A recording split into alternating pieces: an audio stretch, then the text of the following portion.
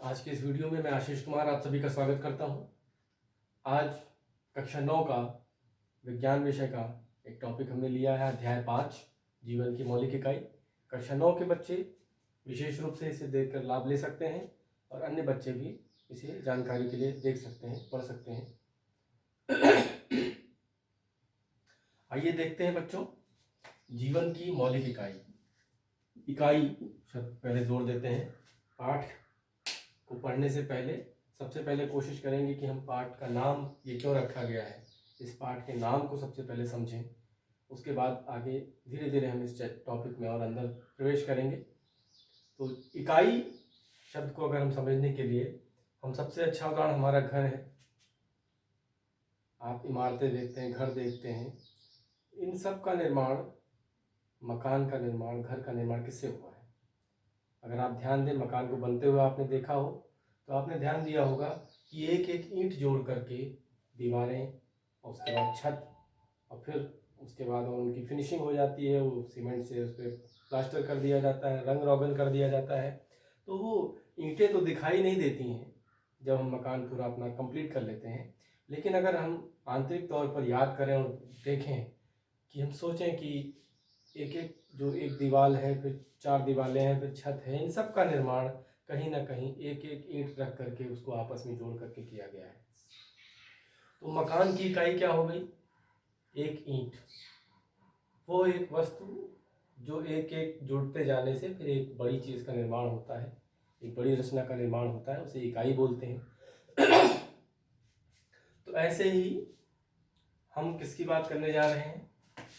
जीवन की मौलिक इकाई। अभी तो हमने मकान की बात की, अब हम जीवन की बात करें, लाइफ की बात करें। लाइफ क्या है?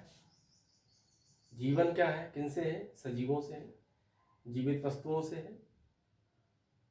तो जीवन, जिनमें जीवन है वो जीव हैं, यानी जीवन की मौलिक इकाई से तात्पर्य है जीवों की मौलिक इकाई, यानी जीवों का निर्माण किससे हुआ है, वो इकाइयाँ कौन सी हैं जिनके मिलने से जीवों का निर्माण हुआ है। तो यहाँ पे ये बात है कि जीवन की मौलिक इकाई से तात्पर्य जीवों की मौलिक इकाई, क्योंकि जीवों में ही जीवन है। तो उनकी मौलिक इकाई क्या है, इस बारे में हम इस चैप्टर में पढ़ेंगे और समझेंगे, देखने की कोशिश करेंगे। कुछ हमने चित्र वगैरह बनाए हैं, अभी आपको इनके बारे में डिस्कस करते हैं, बात करते हैं। तो अगर जीवन की मौलिक इकाई की बात आती है तो उसका नाम सबसे पहले आपने सुना भी होगा, सेल, या हिंदी में कोशिका।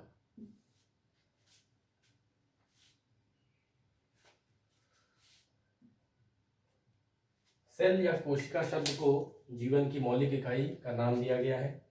अब ये नाम कहाँ से आया और सबसे पहले इस बारे में किसने सोचा, किसने बताया, इस बारे में बात करेंगे।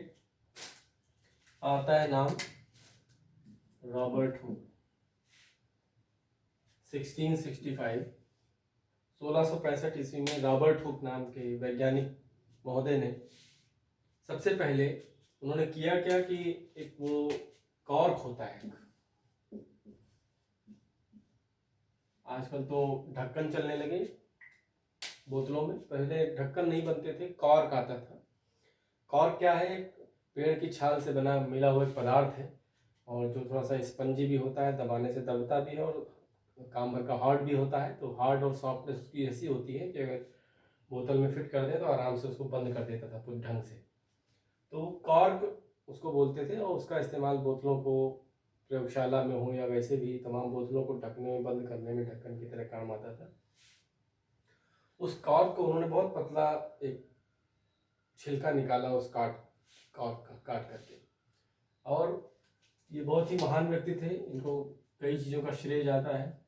इन्होंने अपने आप से घर पर अपने प्रयासों से घर पर उन्होंने सूक्ष्मदर्शी बनाया। किस लिए बनाया?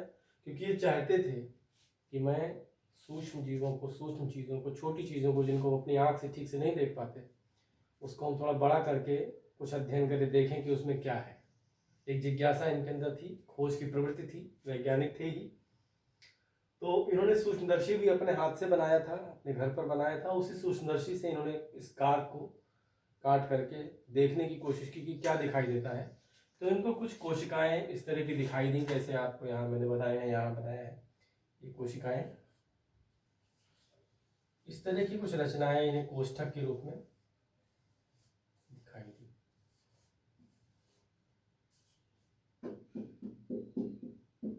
इस तरह की रोशनाएं दिखाई दी। इनको जब इन्होंने देखा तो इनको लगा कि इसका मतलब जो चीज़ें हमें ऐसे दिखाई देती हैं कि हाँ ये कॉर्क है, ये पेड़ है, ये पत्तियां हैं, ये कहीं ना कहीं इन्हीं कोष्ठक जैसी रचनाओं से बनी हुई हैं। इनको ऐसा लगा।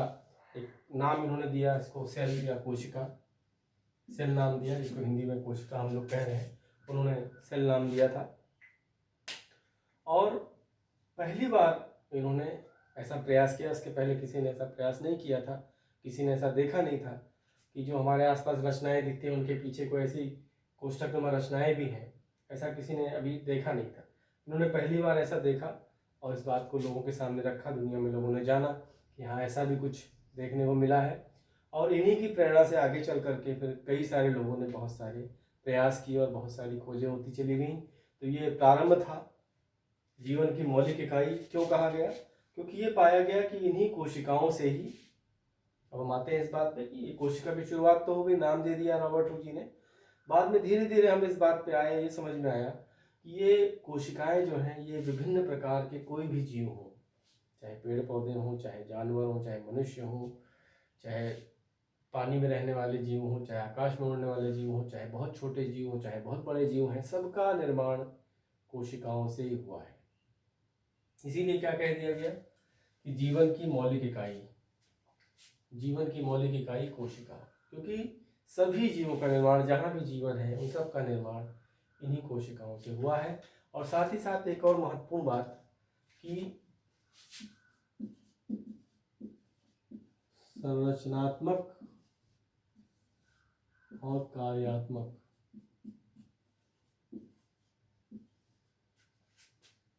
यानी स्ट्रक्चरल एंड फंक्शनल, इंग्लिश में अगर कहें, चाहे स्ट्रक्चर की बात हो, चाहे फंक्शन की बात हो, चाहे दोनों की इकाई कोशिका की है। यानी संरचनात्मक इकाई यानी कि जीवों का निर्माण इसी कोशिका के मिलने से आपस में धीरे धीरे मिलते मिलते कई सारी कोशिकाएं मिलकर कोई भी जीव बना देती हैं, तो संरचनात्मक इकाई हुई। संरचना का निर्माण कोशिकाओं से हुआ है मिलकर के। और कार्यात्मक इकाइयां इसलिए हैं क्योंकि एक एक कोशिका वो सभी कार्य करने में सक्षम है जो किसी जीव के लिए, जीवन के लिए उपयोगी है, आवश्यक है। कोई भी जीव जिन क्रियाओं को करने के लिए कोई भी जीव आवश्यकता समझता है, उसके अंदर जितनी क्रियाएं होती हैं उसे जीवित रखने के लिए, वो सभी क्रियाएं एक कोशिका करने में सक्षम है। यानी एक कोशिका, ए सेल कैन रेप्लिकेट इटसेल्फ, अपने आप की संख्या भी बढ़ा सकती है, ये ऑक्सीजन भी ले सकती है, ये भोज्य पदार्थों को ले सकती है, भोज्य पदार्थों का पाचन कर सकती है, उनसे ऊर्जा प्राप्त कर सकती है, ऊर्जा प्राप्त करके इस कोशिका के जीवन को धीरे धीरे आगे बढ़ा सकती है। उसी कोशिका से फिर वो दूसरी कोशिका भी बना सकती है। इसका मतलब एक छोटी सी कोशिका में वो सभी गुण हैं जो जीवन की पहचान है, जो जीवन का निशान है, वो सभी गुण इस कोशिका में पाए जाते हैं। अभी कोशिका को फिलहाल अगर हम अभी डिटेल में संरचना ना भी बनाए, अगर इस तरह की कोई कोशिका मान लीजिए ये कोशिका है एक, तो ये कोशिका जो है, ये छोटी सी कोशिका जिसे शायद हम अपनी आंख से ठीक से देख भी नहीं पाते, वो एक कोशिका के अंदर इतनी शक्ति है, इस प्रकृति ने उसे इतना शक्ति दी है कि वो अपने जैसी तमाम कोशिकाओं का भी जन्म दे सकती है, उनको बना सकती है। और साथ ही साथ एक कोशिका अपने अंदर वो सभी कार्य कर सकती है जो जीवन के लिए आवश्यक है। तो इसीलिए कोशिकाओं को संरचनात्मक और कार्यात्मक इकाई कहा गया है। तो ये बात हो गई कि कोशिका इकाई है जीवों की, और फिर संरचनात्मक भी है, कार्यात्मक भी है, क्यों है, कैसे है, ये भी बात हो गई। और अब रॉबर्ट हुक जी की बात करते हैं। इन्होंने तो सूक्ष्मदर्शी अपने हाथों से बनाया था, वो बहुत फिनिशिंग वाला और बहुत एडवांस नहीं था, लेकिन शुरुआत इन्होंने की थी, श्रेय इनको हमेशा जाएगा। उसके बाद इन्हीं के आधार पर, इन्हीं के विचारों के आधार पर, इन्हीं की खोज के आधार पर और लोगों ने काम किया, और फिर ये जो सूक्ष्मदर्शी आप देख रहे हैं, माइक्रोस्कोप ये जो बना हुआ है, इतना बड़ा मैंने चित्र के रूप में आपके सामने प्रस्तुत किया है, इसको आप देखेंगे तो ये वो सूक्ष्मदर्शी है जो आपको विद्यालयों में मिल जाता है देखने के लिए।